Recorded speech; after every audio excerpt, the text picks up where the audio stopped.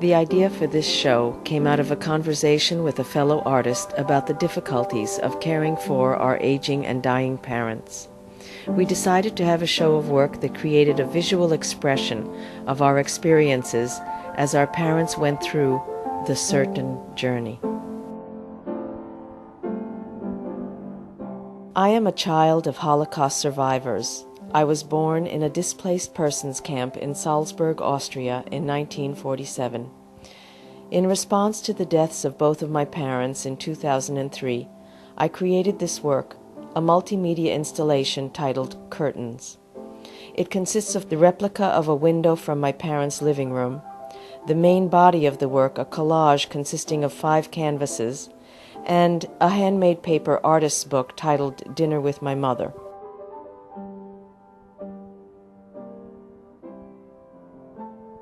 This installation is an attempt to liberate and bring to life some of the many papers, documents, knickknacks, notions, clothes that my parents saved and left behind.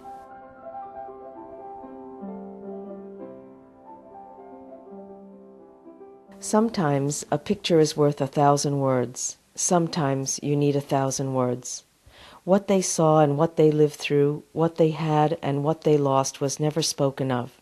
After all, we were alive, we were safe, we were in America, the Golden Medina, the Golden State, where anybody could become somebody. I remember on Sunday nights there was a ritual in our house. That was the night You Are There with Walter Cronkite was on television. Graphic World War II footage. Nobody spoke. I couldn't bear to watch and would feign boredom and excuse myself. I knew that this was about their war, their lives, but I couldn't ask any questions, and I didn't know what to say. I was afraid to open that door even a little.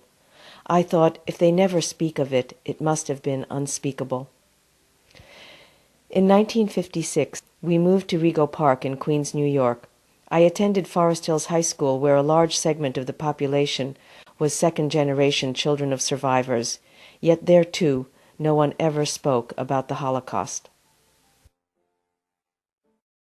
My parents' story is the classic immigrant's story. You know, they came from survivors of the war. They had nothing. Everything was destroyed. My mother's family was killed except for one older brother. My father never went back to Poland, never saw his family again.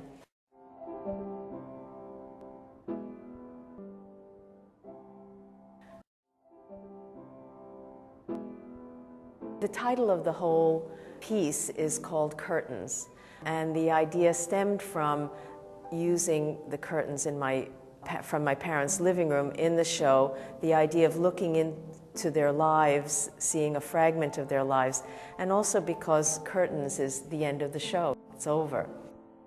On this side of the window, as you come into the gallery, you can see my writing. Looking at the window from my parents' point of view, here are little fragments of my parents' story. These are stories that my parents told to me that I wrote down while they were speaking. This is my mother, Helen, speaking. My father, Nathan, was very handsome with blonde hair and blue eyes.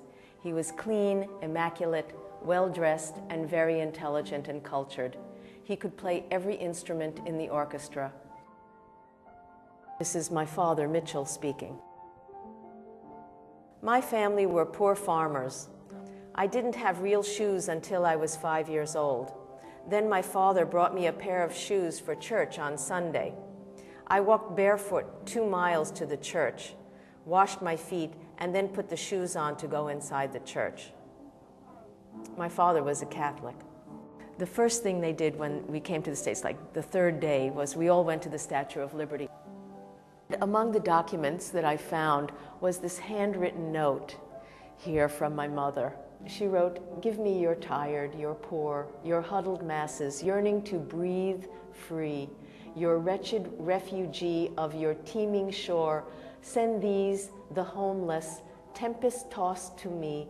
I lift my lamp beside the golden door." And she saved that for all those years. That meant so much to them, to be free of fear and hunger. Now we come to the war. In 1939, the Germans invaded Poland. They made a pact with the Russians. They divided up Poland. It was the Ribbentrop Treaty. On one side of the Sami River was the Germans, on the other side was the Russians. When the war broke out, you know, I'm a friend of animals, but I don't wish on a dog to see what happened in Poland. Nobody can imagine what Hitler's war was, what they accomplished. Every one of them, the Nazis, was a murderer, a thief. For that they made the war, to rob every person of everything. I went back to the Lvov ghetto. Everybody got one slice of bread every day. It was awful. They mixed the flour with sawdust from the wood. No meat, no vegetables, nothing else. When I got my ration of bread, I didn't like to eat the whole thing at once, so I cut it in half. I would eat half right away, and then I put the rest inside a book with a hole I cut in the middle of the pages. Then I could eat this in the evening. I didn't like to go to bed hungry. One night I came back, and there was a mouse in the book. It was eating my bread. After that, I ate the whole thing all at once. This is my mother talking about my father. He was a slave laborer. The Germans took him from his family farm near Lodz and made him work at the bakery making bread for the soldiers. He would bring me food. He would go to the field and pick raspberries, boxes full of raspberries. He would steal bread, milk, and sometimes a piece of chocolate for me. I thought, if I stay with him, I'll never go hungry again. He found the way into my heart. My father owned a restaurant, which I thought was very ironic, you know, that my mother would never have to go hungry again. Because of the war and the starvation, after the war she had a metabolism problem and became diabetic. And in these papers I found old newspapers with how to stay thin, fat girl's diet, and right along with those were recipes for Polish coffee cakes and strawberry shortcake. And you know, you could just see in these papers the tension, the struggle that she lived with all of her life with her diet and her food, and how she was always hungry. Although she was quite overweight, she favored very loud patterns and big florals and pop art, and this was one of her favorite shifts here, this orange and yellow shift. This was my father's favorite undershirt. You can see the holes worn in it, and he, you know, would patch it and continue to wear it, and that's up here.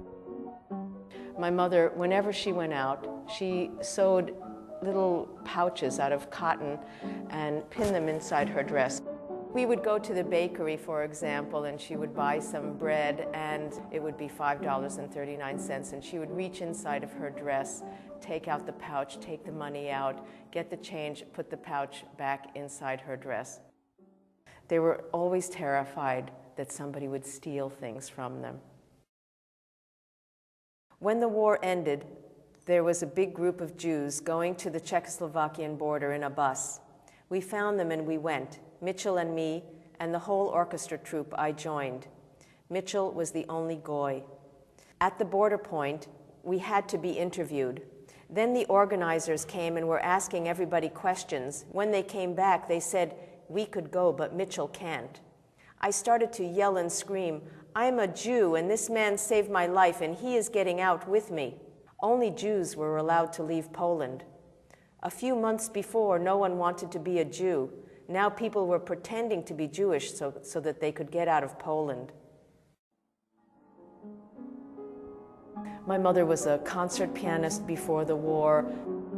She still had her music from the war. Here's Chopin.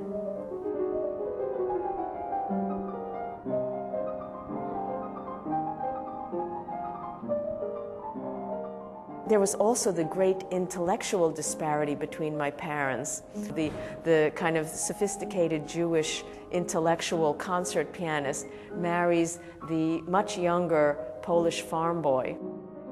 And so their whole relationship for 55 years was this constant tension.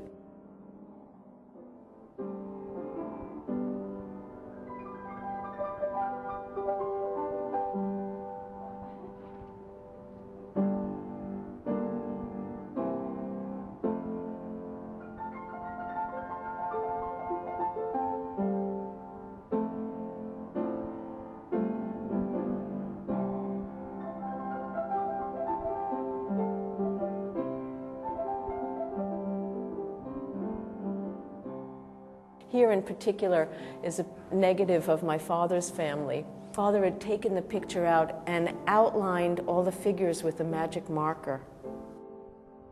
He didn't want them to fade away.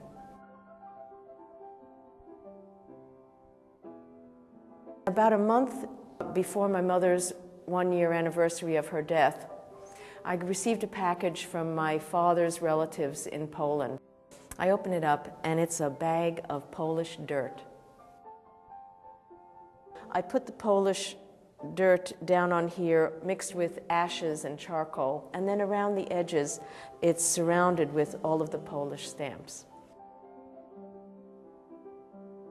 So they came from Poland and they died in Queens, New York. When I went to Queens, I got a bag of Queens dirt, and I put the Queens dirt up here and painted the edges of this gold because the streets were supposed to be paved with gold. The ground that my parents stood on was the Holocaust. Their life was the life before the war and the life after the war.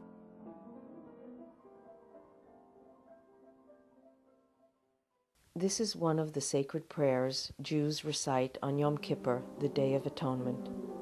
All of humanity is founded on dust. Of dust they are made, and to dust they return. As long as they live, they strive for their bread. Like vessels of clay they can break. Like grass they can wither. Like flowers they fade. Like shadows they pass. Like clouds they are emptied.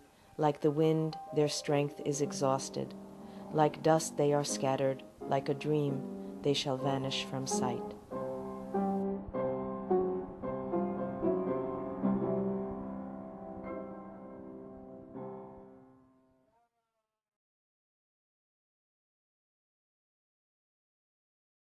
In their lives